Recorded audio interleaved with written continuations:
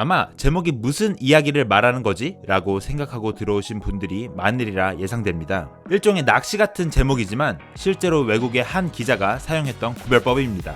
애슬레틱에 기고하고 있으며 조널마킹 사이트로 유명한 축구평론가 마이클 콕스가 레스터시티의 두 명의 센터백 세운조와 에반스를 두고 헌신적인 개와 침착한 고양이라고 비유하면서 잠깐 해자되었던 이야기입니다. 오늘 축무익기 주제는 개와 고양이 그리고 센터백의 유형 나누기입니다.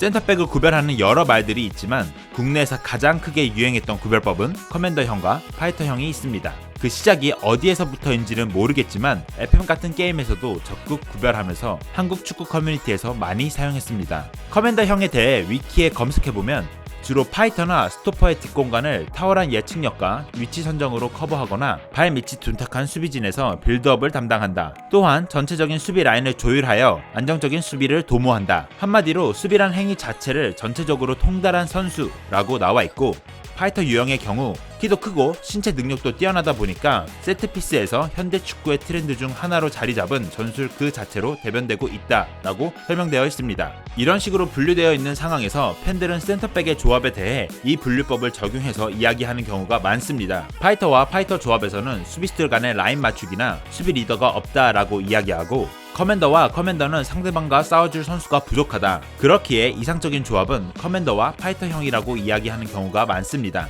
실제로 설명만 들으면 커맨더 선수가 후방에서 수비진을 이끌면서 빌드업을 담당하고 파이터형 선수가 쓸어담는 것이 이상적인 형태라고 생각이 듭니다. 그러나 과연 저런 식의 커맨더 유형과 파이터 유형이라는 게 실제로 존재할지는 의문입니다.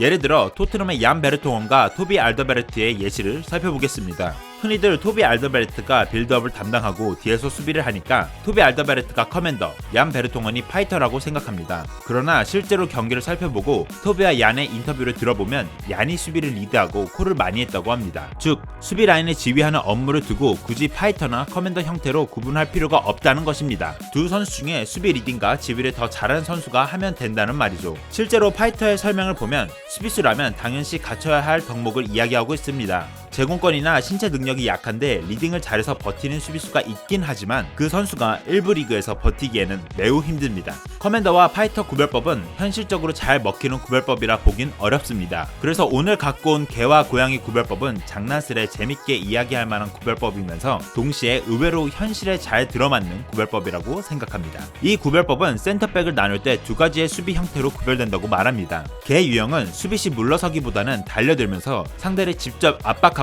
공을 빼앗아내는 형태이고, 고양이 유형은 물러서면서 적극적인 동료가 놓친 부분을 뒤에서 받쳐주며 쓸어주는 형태라고 합니다. 이번에 토트넘으로 이적한 로메로는 압박 수치가 높고 태클과 인터셉션 수치가 높으며 파우토레스의 경우 압박 수치가 낮고 볼을 따내려는 수치가 적기에 뒤로 물러선다고 본 것입니다. 물론 현재 포백에서는 지역 수비를 많이 하기 때문에 양 센터백이 모두 압박해야 할 때는 압박해서 끊어내고 물러서야 할 때는 물러서면서 서로의 역할을 나눠 갖는 경우가 많습니다. 개와 고양이의 구별법은 과거 대인 수비가 대부분이었던 백3에 더 알맞는 예시이죠. 실제로 마이클 콕스는 이 구별법을 개인 마크하면서 볼을 끊어내던 좌우 스토퍼와 뚫리면 이를 처리하던 중앙 스토퍼에서 영감을 받았다고 했습니다. 저희 축무익기 생각에는 지역 수비를 하는 포백이 오늘날 대부분이고 이 두 가지 성향을 다 갖추고 있는 선수들이 꽤 많아서 이 구별법은 조금은 틀린 거 아닌가라는 생각도 듭니다. 하지만 선수의 역할과 별개로 성향이라는 부분에서는 어느 정도는 맞다고 봅니다. 예를 들어 반다이크는